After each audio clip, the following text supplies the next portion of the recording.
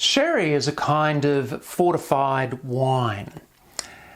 Under European Union naming laws, it can only be called sherry if it's made in a particular area of Spain. The same way that you're not supposed to call it champagne unless it's made in a particular area of France. Now these days, if you make a champagne-style bubbly wine, but it's not in France, you might call it something like sparkling wine. So you can buy California sparkling wine, Australian sparkling wine, and everyone knows that when it says sparkling wine, they think champagne, but it's not from that part of France.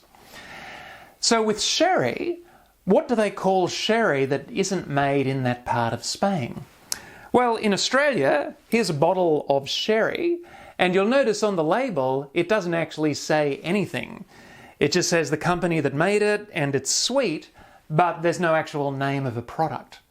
They couldn't think up a new name, so they just didn't bother. And so it doesn't have a name. This gets pretty funny if you walk into a bottle shop and you ask, where is the sherry?